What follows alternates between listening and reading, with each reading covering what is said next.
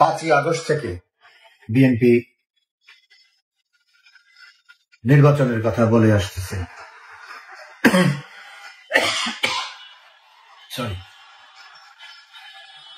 এবং তার দলের বিএনপি তারেক রহমান থেকে শুরু করে তার দলের সবাই নির্বাচন নিয়ে কথা বলতেছে।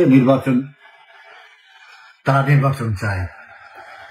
তারা এই প্রতিদিন একই কথা বলছে। যখনই যে কোনো সমস্যা আসে, বাজার ব্যবস্থা, সিন্ডিকেট, নির্বাচিত সরকার ছাড়া এই সমস্যার সমাধান হবে না। এটা বিএনপির কথা। চাঁদাবাজি, লুটপাট, মব জাস্টিস, মব ভায়োলেন্স, যত রকমের অপকর্ম আছে, আইন শৃঙ্খলা পরিস্থিতি উন্নতি হবে না যতক্ষণ পর্যন্ত নির্বাচিত সরকার না আসবে। এটা বিএনপির কথা। দেশে গণতন্ত্র ফিরে আসবে না এবং গণতন্ত্র প্রতিষ্ঠিত হবে একটা নির্বাচনের মাধ্যমে। এটাও বিএনপির কথা। বহির্বিশ্ব থেকে বিনিয়োগ আসবে না এবং দেশের মানুষও বিনিয়োগ করবে না একটা পরিস্থিতি, স্থায়ী পরিস্থিতি, স্থিতিশীল পরিস্থিতি সৃষ্টি না হলে। এটাও বিএনপির কথা। এ পর্যন্ত কয়েকবার বিএনপি ইউনূস সওদাগরের সাথে মিটিং করেছে নির্বাচনের রোডম্যাপের জন্য। এর আগে দিচ্ছি এটা সেটা বলে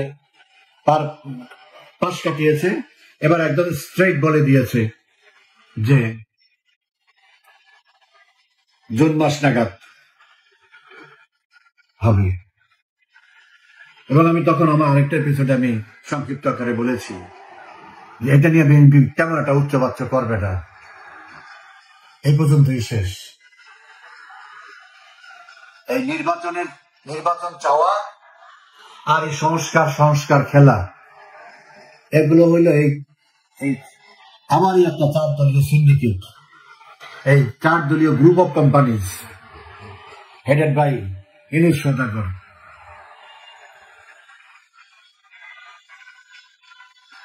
এটা তাদেরই পাতানো খেলা, নাটক। কারণ আমি সবসময় বলি যে বিএনপি না চাইলে ইউনূস থাকবে না, আর ইউনূস সরে গেলে বিএনপির কোনো ফিউচার নেই। অর্থাৎ বিএনপির হিসাব হলো যে আমরা যা আছি ভালো আছি।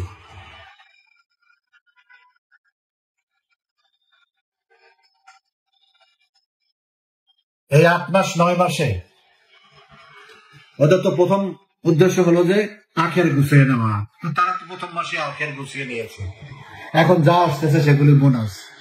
এখন তাদের অভাব শুধু একটা ফ্ল্যাগ আর পদবি, এছাড়া তাদের সবই আছে, সবকিছুই তাদের নিয়ন্ত্রণে। তো কি কারণে বিএনপি ইউনূসকে প্রেসার দিবে? ইউনূসের কোনো ক্ষতি হোক দেশ চালাতে গিয়ে তার বিন্দু মাত্র বিএনপি করবে না এবং জামাতও না। তারা এখন মহা ধুমধামে দিনাতিপাত করতেছে। কেন তারা তাদের সুখের সময় নষ্ট করবে?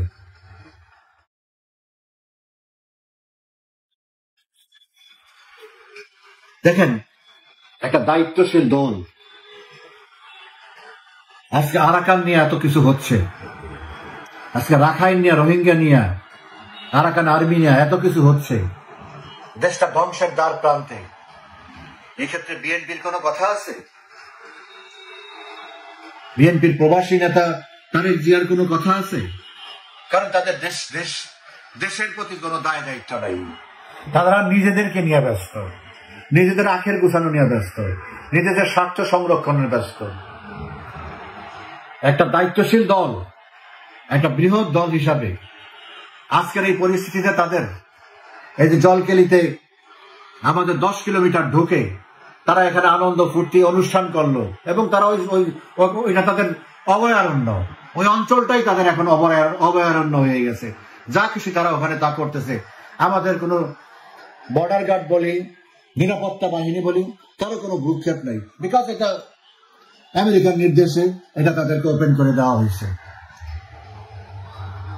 অঘোষিতভাবে আমরা এখন ওই আরাকানের সহযোগী শক্তি। আপাতত আমরা ওখানে সৈন্য সমাবেশ মানে ওদের সাথে একসাথে থেকে যুদ্ধ করি না, কিন্তু ওদের লজিস্টিক্যাল যে সাপোর্ট দরকার আছে সেটা আমরা দিয়ে যাচ্ছি। আমাদের নিরাপত্তা বাহিনী, দেশ রক্ষা বাহিনী, এই অবৈধ সরকার তা দিয়ে যাচ্ছে। এরকম একটা বিপজ্জনক পরিস্থিতিতে বিএনপি তার কোনো ভূমিকা রাখলো না। বিএনপি বলতে হলে তার পক্ষে বলতে হবে, কারণ ইউনূস এই কাজ করেছে। বিএনপি তার পক্ষে বলতে হবে। এখন বিপক্ষে বলতে গেলে ইউনূসের জন্য এটা ক্ষতিকর, তার জন্য বিএনপি কোনো কথা বলে না। তার মানে এই ষড়যন্ত্রের সাথে দেশের এই বিপদ, দেশকে এই বিপদের মধ্যে ফেলার জন্য বিএনপিও সমভাবে দায়ী।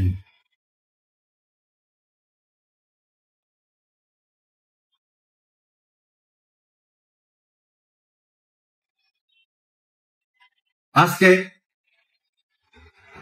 এই বিএনপির মদদে, জামাতের মদদে আজকে রাজনৈতিক পরিস্থিতি দিনে দিনে খারাপ হয়ে যাচ্ছে। দেশ একদিকে রাজনৈতিক, আরেকদিকে সীমান্তে এক ভয়াবহ অস্থিতিশীল পরিস্থিতি আছে। তবে আমি আগেও বলেছি, এখনো বলি, কালকেও আমি ভারত নিয়ে কথা বলেছি, কিন্তু এই কথাটা বলিনি, সেটা বলছি। আমরা যদি আন্তর্জাতিক বা সীমান্ত নিয়ে কোনো বিপদে অন্য দেশের সাথে, আমাদের সাথে তো ভারতের বাইরে শুধু অল্প একটু জায়গা নিয়ে এই বার্মার সাথে আমাদের, মায়ানমারের সাথে আমাদের সীমান্ত, এখানে যদি কোনো সমস্যা হয়,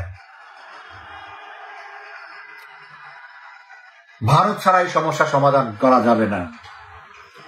একমাত্র ভারতই যদি আমাদের সাহায্যে এগিয়ে আসে, তাইলে আমরা এখান থেকে মুক্ত থাকতে পারবো, এর কোনো বিকল্প নাই। ভারত যদি আমাদের সামনে ঢাল হয়ে দাঁড়ায়, তাহলে আমেরিকা, রাশিয়া যেই প্রবলেমই হোক, ভারতের দিকে তাকিয়ে এখানে আর বাড়াবাড়ি করবে না, বা যেইটাই হোক তারা করবে না।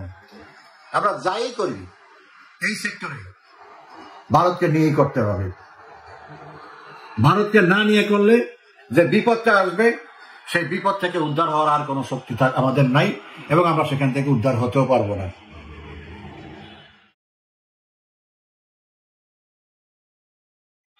তো বহিঃশক্তির হাত থেকে বাংলাদেশকে রক্ষা করার জন্য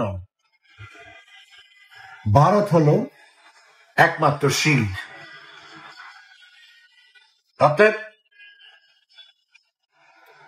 অবশ্যই মর্যাদার সাথে, আন্তরিকতার সাথে আমরা যেন ভারতের সাথে সেই সৌহার্দ্যপূর্ণ সম্পর্ক বজায় রাখি। ইউনূসের পক্ষে তো সেটা সম্ভব না, এটা আমি বিএনপিকে বলতেছি।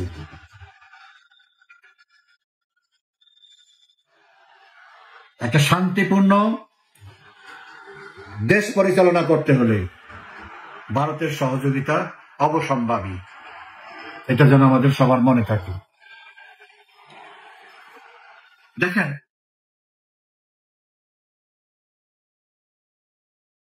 আমাদের স্বরাষ্ট্র উপদেষ্টা, যার দায়িত্ব আমাদের সীমান্ত গার্ড, তার অধীনে আজ পর্যন্ত একটা বক্তব্য সে দেয় নাই। যা প্রয়োজন তার নেয়া দিয়ে সে এখন বক্তব্য দিল আজকে, মব জাস্টিস অ্যালাউ করা হবে না। তার মানে কি? তার মানে এই 5 তারিখের পর থেকে, 8 তারিখের পর থেকে যত মব ভায়োলেন্স, যত মব জাস্টিস, যত এই সমস্ত যত বেআইনি কাজ হয়েছে, সবকিছু অ্যালাউড ছিল, তারা সেগুলো অ্যালাউ করেছে। এর অর্থ হলো এই, এটা রেকর্ডে নিতে হবে সবাইকে, যে এতদিন প্রশাসনের ছত্র ছায়ায়, প্রশাসনের অনুমতি ক্রমে যত রকমের আহত নিহত হয়েছে মবের মাধ্যমে, এবং মবের মাধ্যমে যত রকমের বেআইনি কাজ হয়েছে, সমস্ত দায় দায়িত্ব স্বরাষ্ট্র উপদেষ্টা, সুপ্রিম রেসপন্সিবিলিটি ইউনূস সওদাগরের। এটাও যেন মাথায় রাখে। দেখেন, কয়েকদিন আগে আমাদের এখানে একটা বিনিয়োগ সম্মেলন হয়েছে। কেউ এখানে বিনিয়োগের জন্য উৎসাহ দেখায় নাই। এখন দু একজন যারা বিনিয়োগ করার আগ্রহ আছে, তাদের বক্তব্য হচ্ছে দেশে আইন শৃঙ্খলা পরিস্থিতি খুব খারাপ, নিরাপত্তার অভাবে আমরা এখন কিছু করতে পারতেছি না। এইটাকে সামাল দেওয়ার জন্য ওই যে আরেক নাবালক ইসরে পাকা, কি নাম, আশিক চৌধুরী, বিডার চেয়ারম্যান,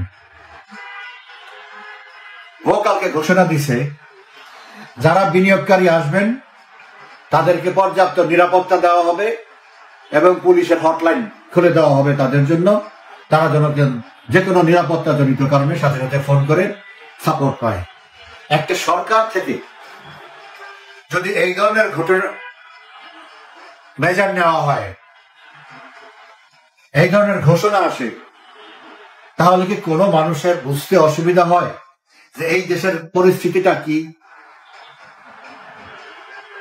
আমি যদি বিনিয়োগকারী হয়ে বিদেশ থেকে আসি, যখনই আমি শুনবো সরকার আমাকে নিরাপত্তা দিবে, আমাকে হটলাইন দিবে পুলিশের সাথে সবসময় যোগাযোগ করার জন্য যে কোনো পরিস্থিতি, তখন তো আমি চিন্তা করবোই তার মানে এখানে আইন শৃঙ্খলা ভালো না, নিরাপত্তা পাওয়া যাবে না, সরকারের নিরাপত্তায় আমাকে চলতে হবে।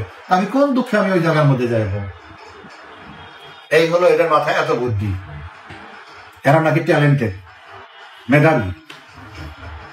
এইভাবে দেশটাকে তিলে তিলে শেষ করে দিচ্ছে।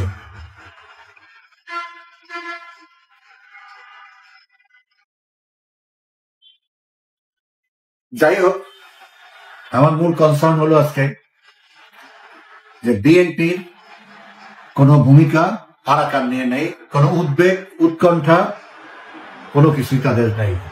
আরাকান এখন আমাদের জন্য বড় ধরনের একটা বার্নিং ইস্যু। এখানে চায়না, রাশিয়া সরাসরি ইনভলভ হবে যদি আমেরিকা সরাসরি ইনভলভ হয়।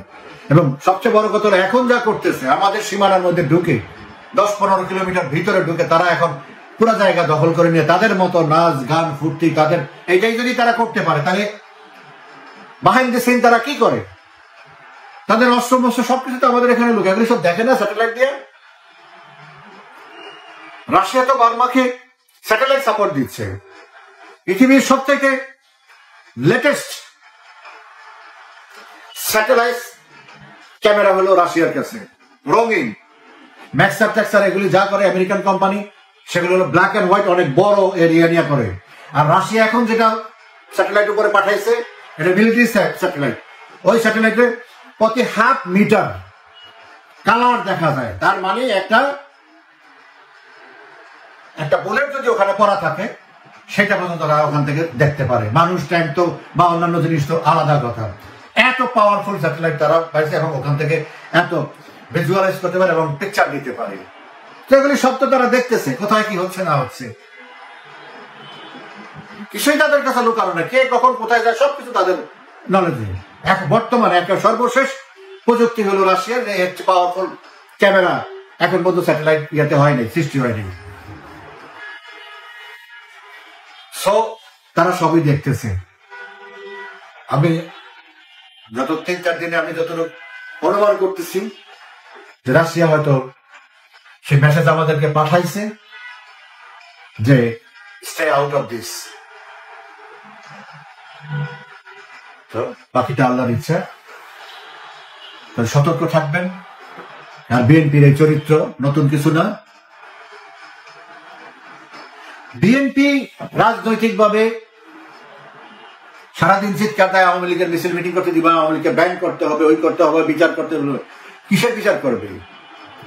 বিএনপি যে 13-14-15 তিনটা বছর যেই অপরাজনীতি করছে, যে ধ্বংসযজ্ঞ চালিয়েছে, স্বাধীনতার পরে এরকম ধ্বংসযজ্ঞ পলিটিক্যাল এনার্কি তো আর কোনোদিন সৃষ্টি হয় না। শত শত মানুষকে হত্যা করছে, হাজার হাজার গাড়ি যানবাহন জ্বালিয়ে দিয়েছে, মানুষকে গাড়ির মধ্যে রেখে জ্বালিয়ে দিয়েছে পেট্রোল বোমা, গান পাউডার দিয়ে।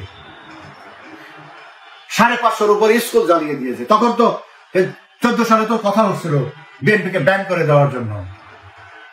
প্রধানমন্ত্রী বলছেন ও এটার বিচার মানুষ করবে, জনগণ করবে, আর বিএনপিকে ব্যান করলে আমরা রাজনীতি কার সাথে করবো? 15 সাল পর্যন্ত যে এনআরকে বিএনপি করেছে, যে ধ্বংসযজ্ঞ বিএনপি করেছে, সেই ফল তারা 18 সালের নির্বাচনে গিয়ে পেয়েছে। আর 1 থেকে 6 সাল পর্যন্ত যে দুর্নীতি, যে খুন, যখন যা করছে একই কাজ করছে, এখন যা করতেছে একই কাজ করছে, সেটার ফল মানুষ 2008 সালে দিয়েছে 30 সেন্ট দিয়ে। আর এই যে ধ্বংস করলো, দেশটা ধ্বংস করলো, জ্বালাও পড়াও করে 13 সাল থেকে 15 সাল পর্যন্ত, তার জবাব মানুষ 2018 সালে মাত্র 7 সেন্ট দিয়ে দিয়েছে। তো বিএনপি ভালো করেই জানে তাদের আর সামনে কোনো বিকল্প নাই এগুলি করা ছাড়া। আওয়ামী লীগ তো তখন চাইলে বিএনপিকেও ব্যান করে দিতে পারত। বিএনপি, জামাত সহ এখন যারা ক্ষমতায় আছে তা তো সবই তখন বিরুদ্ধে ছিল, সবাইকেই তো দমন করে তারপরে আওয়ামী লীগ তারপরে 10 বছর রাষ্ট্র চালাইছে, সরকার চালাইছে। তো চাইলে তো তখন ব্যান করতে পারতো, বিএনপি তো কিছু করার ছিল না। তো সেই চিন্তা তো আওয়ামী লীগ করে নাই, শেখ হাসিনা করে নাই। তো বিএনপি কোন দুঃখে এই কাজ করছে? তো দিন তো এরকম যাবে না, কাল হোক পরশু হোক, 2 দিন পর হোক, 2 মাস পরেই হোক, আওয়ামী লীগ তো ক্ষমতায় নিশ্চয়ই আসবে। তো আওয়ামী লীগ যদি আজকে যে কাজ বিএনপি করছে সেটার প্রতি উত্তর যদি আওয়ামী লীগ সেই 2013 থেকে 15টা টেনে, সেটা দরকার নাই তো। এই 8 মাস 9 মাসে যেই কাজ করছে এগুলো টান দিলে তো বিএনপি রাজনীতি করার আর কোনো অধিকার থাকে না। তখন এই যারা আজকে বড় বড় কথা বলে ইউটিউবে, ফেসবুকে, টেলিভিশনের সামনে এসে, তখন তারা কি বলবে? প্রতিটা জিনিস নোট হচ্ছে, প্রতিটা জিনিস রেকর্ড হচ্ছে, এগুলো সবকিছু জবাব দেওয়া হবে। সবচেয়ে বড় কথা হলো আমার আজকের কথা, সেটা হচ্ছে বিএনপিকে আবারও চেনা হলো যে তারা কতটুকু দল প্রেমী, নিজ প্রেমী, দেশের স্বার্থ তাদের কাছে কিছু না। আজকে এরকম একটা ইস্যুতে তারা কোনো কথা বলে নেই। এটাই হলো আমার আজকের কথা। ভালো থাকবেন আপনারা, ধন্যবাদ।